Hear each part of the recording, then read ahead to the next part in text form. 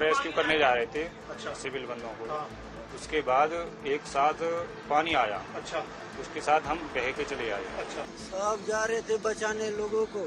अच्छा। हमारे ट्रूप्स ही पूरा ऊपर से स्लाइडिंग हुआ गिर गए। और ये इस तरह से जो धराली में घायल सैनिक है उनको हेलीकॉप्टर के जरिए यहाँ मातली में जो आईटीबीपी का कैंप है हेलीकॉप्टर के जरिए लाया गया है और अब इन्हें यहाँ पर आईटीबीपी का जो हॉस्पिटल है उस पर उनका उपचार किया जाएगा। ये देखिए किस तरह से जो कल भीषण आपदा आई उसमें ये बुरी तरह से घायल हुए हैं इनके।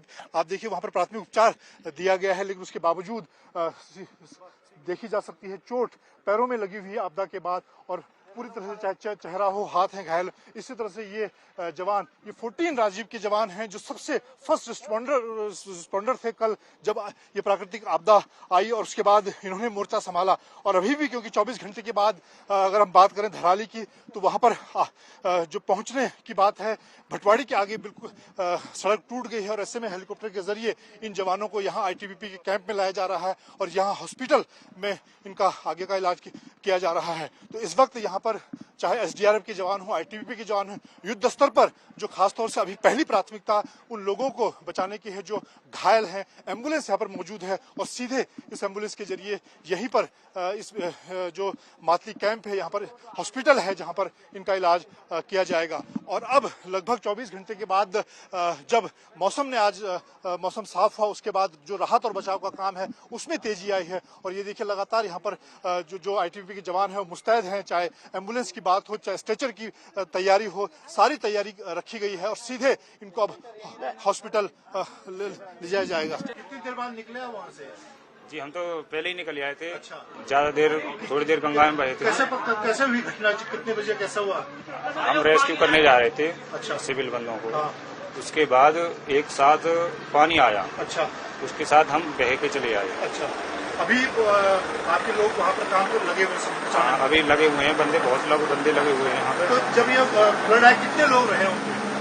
मोटा आइडिया कितने लोग रहे होंगे जो उस पर बह गए? उसमें से ज्यादा को कंट्रोल कर लिया गया है। अच्छा। अभी अनुमान में कुछ बता नहीं सकता। अच्छा। एक के बाद एक जवान को यहाँ पर लाया जा रहा है। आप देखिए ये धराली के वो जवान हैं जिन्होंने उस आपदा में सबसे पहले वहां पर जो लोग फंसे थे उनको बचाने का काम किया और उसमें वो घायल भी हुए हैं। 10 से 11 सेना के जवान इस आपदा का शिकार हुए थे। आपको कैसे लगी ये चोट?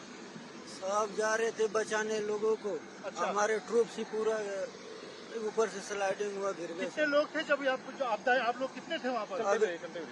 अच्छा। और अभी हेलीकॉप्टर से लाए आप लोग?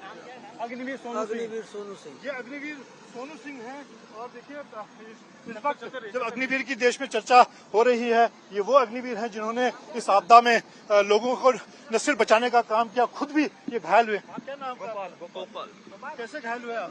गोपाल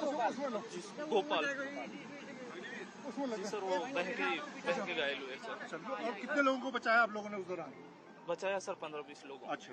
तो ये देखिए ये वो जवान हैं 14 राजीव के जो हर्सिल में न सिर्फ चीन सरहद पर देश की निगरानी करते हैं बल्कि इस आपदा के वक्त यहाँ पर उस आपदा का शिकार भी हुए हैं लेकिन लगातार उन्होंने वहाँ पर लोगों को बचाने का भी काम किया और एक के बाद एक इन 10 से 11 जवानों को यहाँ पर मातली में आईटीबीपी के इस कैंप में लाया गया है। आईटीबीपी लगातार यहाँ पर तैनात है चाहे स्ट्रेचर की बात की जाए एम्बुलेंस की बात की जाए और यहाँ पर एक हॉस्पिटल है।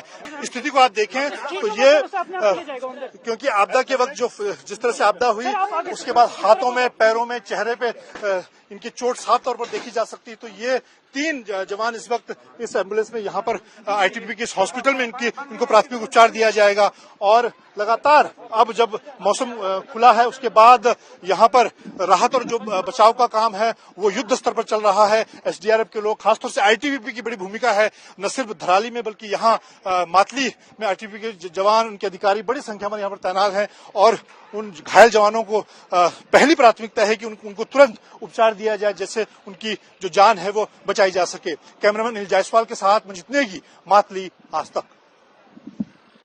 दिखा रहे हैं देखिए 1 2 3 4 हेलीकॉप्टर 2 सेना के हेलीकॉप्टर हैं 2 सिविल हेलीकॉप्टर हैं।